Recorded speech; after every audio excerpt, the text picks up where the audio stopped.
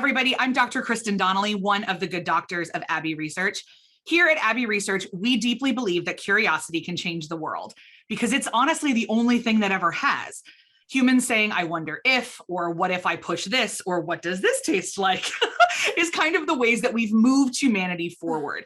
And so we love exploring the world as much as we can. And this series is in service of that.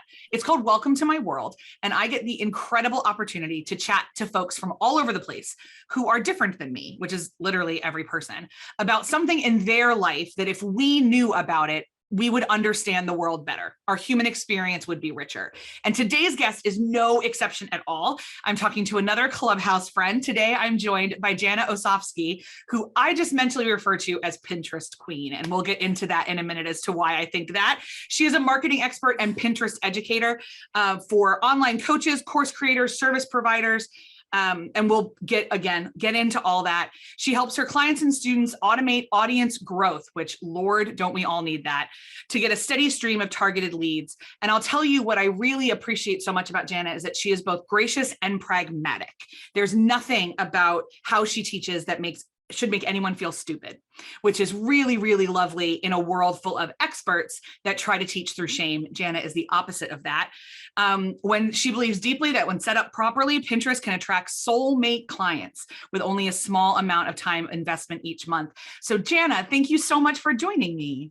Oh, thank you so much for having me and for that great intro. That was really awesome. Love it. So happy to be here. Yeah, I mean, you've definitely become my go-to when people are like, I don't even know where to start with Pinterest. I'm like, you start with Jana. So let's start with that. I'm sure that a lot of people have heard the word, and folks in like elder millennial generation, like we all use it to plan our weddings in the tens. I certainly had boards to plan my weddings, but it's so much more than that. So what is Pinterest? Yeah, for sure. So Pinterest has been around for about a decade, and it is a website, right? So you go online and you go to Pinterest.com, and you land on Pinterest. And it was initially from a user perspective, if you're someone who has used it before, or if you've never used it before and you're curious about it, the original thought behind it when the creators created it was that it's kind of like an online pin board. So if you had, and that's why it was called Pinterest, right? That's why they use the term pin, and they have a little pin in their logo. So, maybe before Pinterest, you used to have like a bulletin board up in your office or in your kitchen or whatnot, and you're pinning your recipes up there, or you're pinning things that you don't want to forget about, or ideas that you want to try, or photos that you took of something in a store that you want to remember to go back to, or something like that, right? Or a collection of all those things. So Pinterest came along and said, well, we don't really need to like clutter up our physical space with this stuff. We could actually do this online, right? We could actually have these boards where you can go and you can add things in categories. And I remember it's so funny, speaking of actually before the tens, like when I was in college, I was like obsessed with my like planning my future, as many of us are. Yeah. Enneagram 3 here, always was, even though I didn't Same. know it back then, right? Yep, same, yep.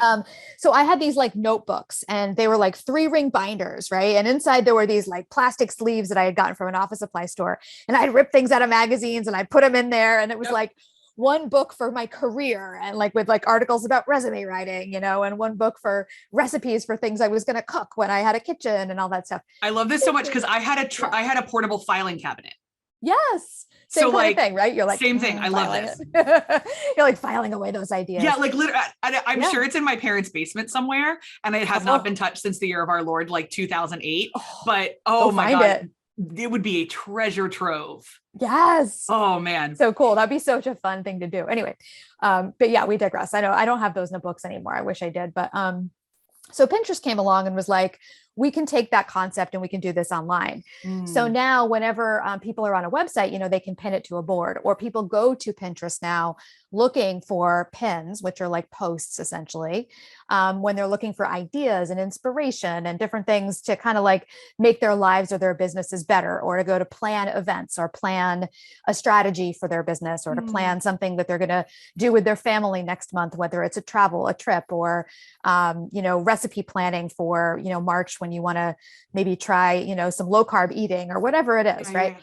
So that's basically what Pinterest is from a user perspective. And then about 6 years ago, I discovered in my own content marketing business that people were using it to market as well. And that's kind of like where my business sort of found its niche and was born, in helping people use the platform, not only to use it for their personal curation of things, but also to market their own products, services, offers as well. So, but that's basically what it's about. It's like a pin board online. Yeah. And it's fascinating, but it's also a search engine, right? Because like Right. that's one of the keys. Yeah. That's one of the keys that makes Exactly. it so helpful for marketing. Right. Yeah. And I don't know if when Pinterest first started Pinterest way back in the day, if they realized what was going to happen, but essentially it has now become the third largest search engine on the internet. It's insane. Right. So Google's number one, YouTube is number two. And of course, Google and YouTube are owned by Google. So they're like a little, and then Pinterest is its own little thing out here, not owned by Google at this juncture anyway, who knows, but, and it's the third. Who knows how well search this will engine. age. Yeah. Yeah. I hope hopefully like, they wouldn't, I don't know, that would be a lot of like a big monopoly if they were to, get purchased by Google. My God. But so, yeah, so essentially it is a search engine, and people go there looking for things. So I might go and I might Google. Yeah, it is kind of like the act of Googling, but we're Pinteresting it because we're not on Google. Yeah. But I still call it that sometimes, because Google basically has become a word that means search for on the internet. Oh, for sure. Right? It's a verb. Yeah, Right. For sure. Totally. So I might go and I might look at Pinterest and type into the search bar energy boosting snacks, because I'm feeling like, I need to stop having another cup of coffee at 3 o'clock every day. I need something else to pick me up in the afternoon or something. And up come a bunch of different pins that people have created about energy boosting snacks. Some of those could be from bloggers. Some of those could be from people who are health coaches who teach, maybe moms how to, find more time for self-care so they have more energy, right? So the idea is that people go looking for things. And if we can have our content show up when they're looking for the things that we can help them with, we can bring them into our marketing ecosystem. So, yeah. So what kind of folks does this work best for? What kinds of businesses? Honestly, all kinds of businesses can do well, with Pinterest marketing. The blogger community really discovered Pinterest early on, like way back, like a decade ago, and really just I don't know, they just really figured it out, right? And they kind of paved the way for a lot of the rest of us. But these days, people who have blogs, absolutely. People who are selling products, e-commerce products, whether they're through Etsy or on their own websites through maybe Shopify, for example. People who are affiliate marketers, people, just really just about any businesses that can benefit from a Pinterest presence. So. But it's primarily, like, I'm thinking about, like, it would be a really good, especially good thing if you have a visual product. Yeah, I would say that that's true. Although, because I have made my business all about helping online coaches and course creators and service-based businesses with Pinterest, part of what I've done is figured out ways, and now I teach them through my course as well, and to my clients, to take things that might not be obviously visual and turn them into something visual so that you can market, on a platform like Pinterest. So, but yeah, I would say you have to figure out a way for your thing to be visualized for people, even if it's not already clearly a visual product, like a piece of jewelry or a book or something. Yeah. Yeah. So we've already talked about why you got into Pinterest, which is pretty much like it fell into your lap, but I'm really like, why marketing? Like, what your journey? Why is this where you ended up? Oh, that's an interesting question. I mean, for me, I studied marketing and I studied, communications in school. And I honestly can't really remember exactly why, other than I just remember feeling like it was the thing that I knew how to do. I knew how to speak, I knew how to write. And I felt like marketing was what you do if you know how to speak and write. And I'm not sure if that's true, but that's how I felt about it at the time. So I just enjoyed the idea of doing that. And I think I was always a little bit entrepreneurial as a kid. I remember in like second grade, one day I brought in some markers into school, and I made like literally like forced some of the young ladies, maybe not literally forced, but like really like kind of coerced them into giving me 25 cents to draw designs on their fingernails with my markers. So I think that there was something about that whole like marketing and sales and thing world that always called to me. But and then after college, I actually went into corporate human resources. I didn't work in marketing for a long time. But then at some point I, came back to it when I wanted to bring my business online, and I wanted to work for myself as opposed to working for an organization or a business. So I still had those marketing skills, and I had been using them sort of unofficially, right?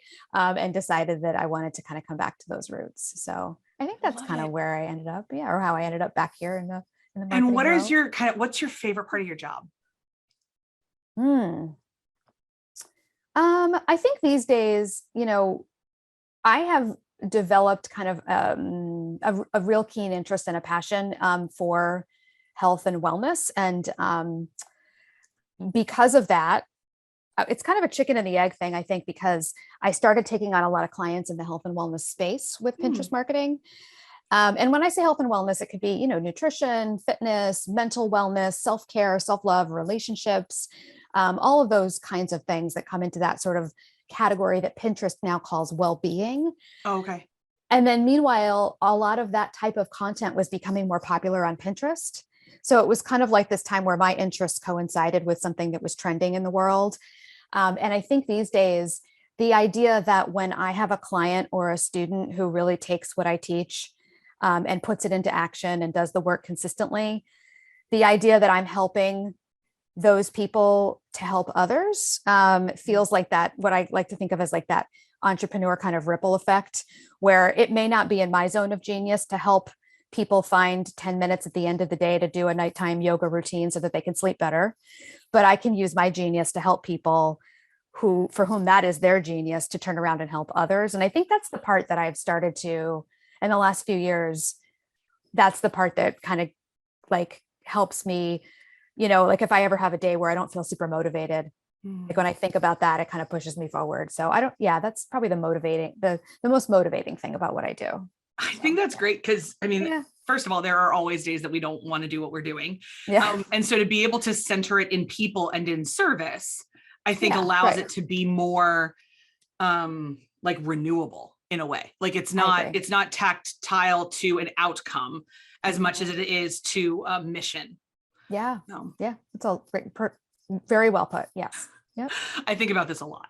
So, because I'm trying to figure out how to not emotionally attach so much of my expectations to outcomes I cannot control. Ooh, yeah. That's like my 2022 thing. Yeah. So I'm writing about that a lot right now, but I digress. So I'm wondering if someone is starting, these days we have so many startup entrepreneurs, little babies who have left corporate or are trying to, or whatever, and they don't know the first thing about marketing. So in terms of not just Pinterest, but in your general wisdom, what are some guiding principles that you'd give them to make sure that they make sure to think about? Well, two things come to mind. One is that I really believe, especially when you're getting started with entrepreneurship, or probably really anything, but that clarity comes through action. Ooh, so I'm definitely like a planner. Again, Enneagram 3 is here, right? So we like to plan, and some people will relate to that who are listening, and maybe others are like, not so much, but there's only so much planning that you can do before you just kind of have to get into action in order to find the clarity that you really want and need, and to get confident in what you're doing. So I guess it's like that, do it messy. Like you really, as an entrepreneur, I don't think there's any way around doing it messy. So you just can't be afraid of it. You got to just do it messy. Yeah. And you're going to look back on the first version of what you did and be like, oh my God, wow. Like that was not at all what I'm doing today, but that actually is the evidence that we're growing and getting the clarity and the confidence, so that I don't know a single entrepreneur who is doing the first thing they tried. Exactly. Like it might be a version of it, or it might be connected, but like we've been doing empathy education ish, but we called it like a ton of other things. And but it isn't until the last couple of years we're like, oh no, this is what we're supposed to be doing. Yeah. But we started off with like we want to help people, and threw spaghetti at that wall, then saw what stuck and kept moving. But if you're not willing to do it messy, entrepreneurship is not for you, and that's okay. Right. Oh, totally. Absolutely. Yeah. But if you truly desire the benefits and the lifestyle of entrepreneurship, you have to not be afraid to do it messy, for sure. Yeah. Oh yeah, absolutely. Agreed. Yeah. And I can't remember what the other thing that came to mind was, because that's really good. Well, let's leave it there, because I think if people can get comfortable with doing it messy, then a lot of other stuff is going to come. Yep. And you'll be able to test out things like Pinterest and learn about all the stuff around that, as long as you don't hold your darlings too tightly, I think. Yeah. Yeah, exactly. That's it. All right. Well, I want to be conscious of your time and your generosity. And so we're going to hit pause on this conversation now. But thank you so much for coming. Jana, where can folks find you? Yeah. Well, I'm online at janaomedia.com. So it's JANAO media.com. And if anyone is interested in learning about Pinterest marketing, I have a free Pinterest marketing masterclass on the website that you can enroll in. It's right there on the homepage, if that's something people are interested in. Everyone I have spoken to who has taken it has learned so much. So endorsement from us for that. If that is a direction you want to go, it's definitely something you want to think about. Jana, again, thank you so much for joining me. Yeah. Oh, thank you so much for having me. This was fun. Friends, my name is Dr. Kristen Donnelly. You've been watching Welcome to My World. If you've enjoyed this conversation, could you please hit the little thumbs up, because the algorithm really loves it. And we talked about search engines. And so that algorithm is kind of how we all live and die, let's be honest. If you liked the vibe of the conversation, I have a lot more like it. Subscribe to the channel. And my guest today has been Jana Osofsky, who is a Pinterest and general marketing, but she really does focus on Pinterest. But if you are an entrepreneur and looking for some guidance, definitely hit Jana up. And I will see you guys next time on Welcome to My World. Bye.